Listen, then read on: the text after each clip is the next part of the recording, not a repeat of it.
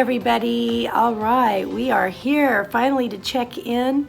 I do need to apologize for not checking in before this.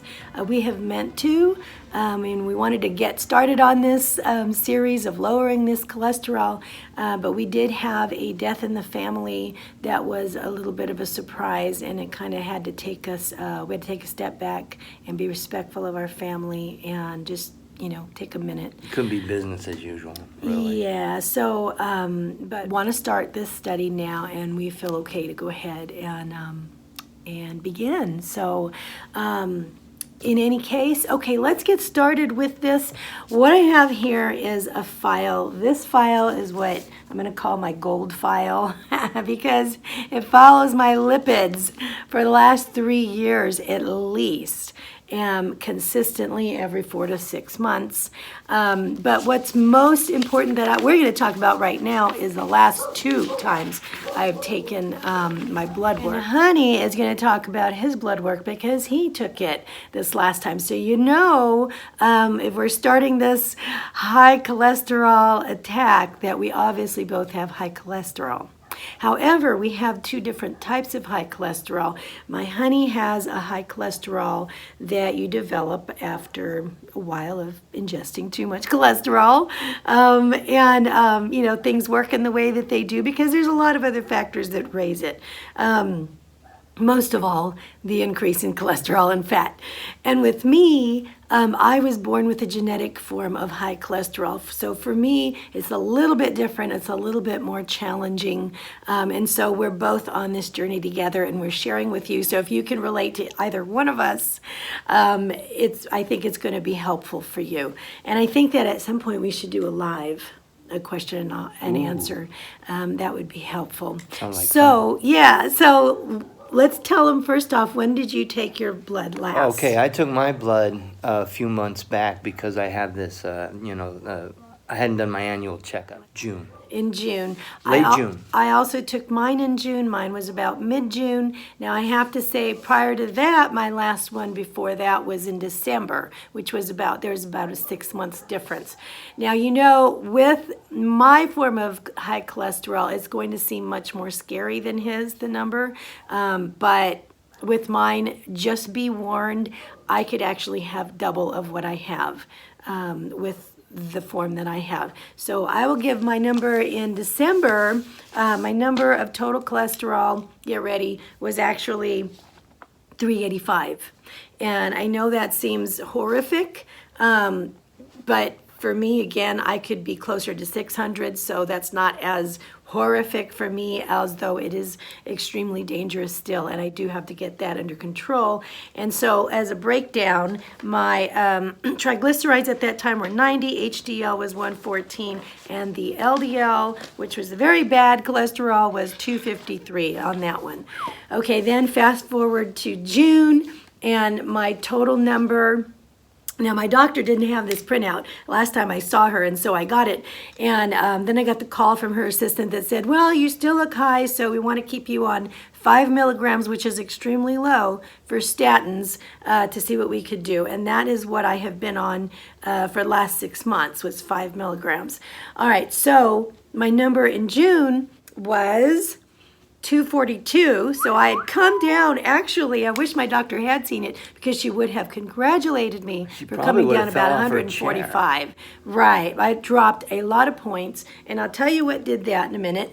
My triglycerides were 89, so still about the same. HDL was 87, so unfortunately my good cholesterol came down a little bit. My LDL did come way down. So it came down from 253 to 137, which was amazing. Now, what led up to that? What did I do to bring it down that amount of points? Now, that's going from 385 to 242. And I'll tell you the differences that I've made in my lifestyle was I stayed mostly under 25 points daily in Weight Watchers, right? As far as just if that as a side note. But I think what was really important was I was trying to gear toward 20 to 25 grams of fiber every day, whole grains, things like that. And then I would stay 25 or under in my grams of sugar daily, which has a lot to do with your triglycerides. And the triglycerides have a lot to do with your another type of fat that's in your bloodstream. Okay, so, and now that's with the occasional birthday splurge, the occasional night out, you know, our Hunny and my date night once a week. And my statins were at 5 milligrams.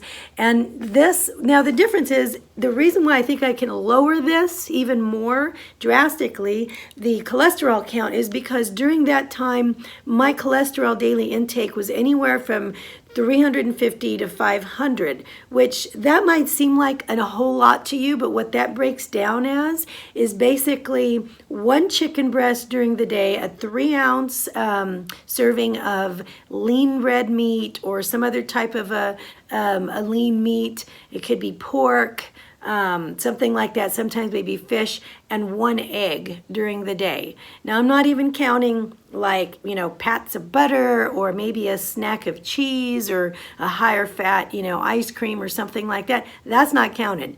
This is 350 to 500 milligrams of cholesterol a day. How much should you be having? It's one thing that we found out. How much we should be having is 300 milligrams a day or less. Right. Now, if you have high cholesterol like us, you're probably going to go for or less. If you have the kind that I have, you want to go for almost none. You want to go for almost nothing, because my body will make an exuberant amount of cholesterol even if I don't have it. Amazing. Yeah, so I could be at 150 to 200 without ever ingesting it. So I'm going to do my very best. So my diet is going to look a little more drastic than my Hunny's, but I believe that it's going to be beneficial for me. Now your numbers, let's talk about those. Okay, well, my HDL, which is the good cholesterol, right? Yes. It was 60. And my LDL was 175. So between the two of them, I had 251, which actually is a little higher than you. Right. Even though you have a genetic Even though I have, disposition like, you know, all of this, yeah, the challenge. high. Mine was lower this last time than his. Amazing. So that was a very Just a big bit. shock to him. Just a little. Right. And so over the next, you know, well, 5 weeks now, because we've been doing this already for a week. We started the day after Labor Day. Right. And you know, the thing that has really, really jumped out at me is that we find out about how much protein we should have, how much fiber we should have, how much sugar we should intake. Fiber, you know, 20 to 25 to even 30 for some people per day. And you should always increase that slowly to avoid discomfort. But sugars, you know, under 25 grams a day. And all of these are like World Health Organization, you know, major clinical studies have proven these things. But they always tell you lower your cholesterol, but they don't tell you, they tell you which foods might lower cholesterol, but they don't give you a number which to stay under. And that number we have found out being 300 or less per day it's shocking when you see how quickly that can add up. It's real easy to see how much cholesterol is in whatever. They just have to read the labels. They print every single package. So now, once you have a target, then you can see just. This is true. And one thing. And it's amazing I'm not higher. I mean, when I look at the know. food that I have eaten, it's amazing I'm not higher. Well, one thing I think in looking for cholesterol, thing to remember is that sometimes foods will have what we're finding is 0 cholesterol, but the fat is very high. So you also need to take that into consideration as well. And then that something can have 0 cholesterol, 10 grams or more of fat, and those fats are going to be bad fats. So if we're not paying attention, you're just paying attention to cholesterol in the item, you're still going to miss a major boat if you're not looking at the fat content. So you need a real good balance between the two. Right, and the healthy fats is the way to go, but I think that in looking for healthy fats, sometimes people overdo the healthy fats, not realizing how much they're getting. And there are a lot of people who are doing keto, and I've been keto before. Who knows, I may try a little bit of it again, but I'm not so sure because I'm finding out a lot. I have a lot of history here, and I have a lot to look back on. And I can think of 2 or 3 other videos to expand on this topic right now.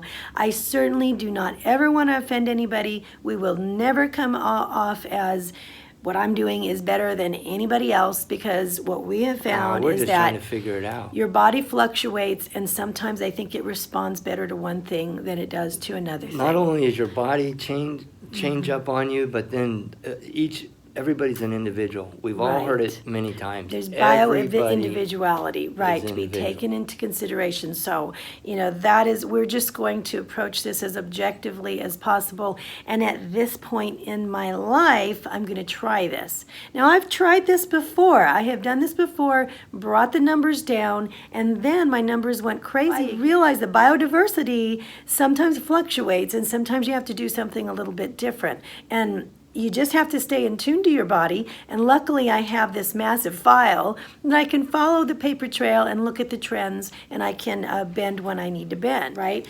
Now, I want to talk really quickly about how easily cholesterol can add up. We wrote down a few numbers. Now, eggs, we have both switched to egg whites, Oh and we've man, gotten I used love to that. eggs. I was do a 3 too. egg at a time guy. I was consuming Right. 5-6 eggs a day, no problem. But listen to I this. thought the protein was going to help. Well, and I think that we get a little exuberant a little excited on the amount of protein that we really need, as opposed to how much our body, is truly using. But anyway, that's another subject as well. In egg whites we get 0 cholesterol, right, and 0 fat. One egg, which one is very helpful once in a while, I think, but there's 187 milligrams of cholesterol in one egg. So if you're going to have 2, you're going to have 374. If you have a 3-egg omelet, you're looking at 561. At 2 eggs, you've exceeded your daily allowed cholesterol milligrams, because you're over 300 now. Now, let's just say you have 2 eggs, you're 374. Then on top of that, at lunch, you have a nice salad with a chicken breast, which is 119 milligrams of cholesterol, boneless, skinless. Let's say you go with a salmon, right? You want salmon instead because it's got the good cholesterol. Everybody right? knows salmon. It's got their omega-3s, 109 milligrams of cholesterol. Oh, but we didn't have the lean beef. Lean beef is 85% lean, 77 milligrams for 3 ounces. Now, that's less than chicken breast and salmon, right? Then you look at pork loin. Pork loin is going to be a little, tenderloin is going to be a little bit lean. For 3 ounces is 68 milligrams. You've beat out salmon and chicken breast. Now let's look at pork ribs. 1 pork rib is going to be 23 milligrams. So you can have 3 of them for 69, which is less than the lean beef, less than salmon, less than chicken breast. Now, mind you, you're going to have 7 grams of fat. So that may not balance out so well. You got to have sauce on ribs. Right, now you're talking about messing with your triglycerides with your sugar. Okay, now, but the thing is that let's get back to the salmon, because a lot of people will say, well, the salmon's got the omega-3s, that's really good for you, that's good, healthy fat. Yes, but at the same time, it does come with a little stinger on it, because the omega-3s, if you now look all of this information up that we're telling you, anybody can do that. And as a disclaimer as well, we're not giving advice. We're just telling you what we've learned and what we're doing. Well, we're not doctors. No, talk to your doctor. We're not licensed anything. We're just sharing our story. Just a guy. Okay, so salmon with the omega-3s, the thing about it is that it brings up your good HDL, yes, but it does nothing to lower it doesn't specifically lower your bad HDL. So even though I can bring up the HDL, it's kind of like a crapshoot, I guess, as to what's going to happen with that. And, it's supposed to... Roll the dice. Yeah, the little fat boy and HDLs are supposed to kind of like play pong with those bad LDLs and try to keep them off of your artery walls. But if you're still adding a ton of LDLs,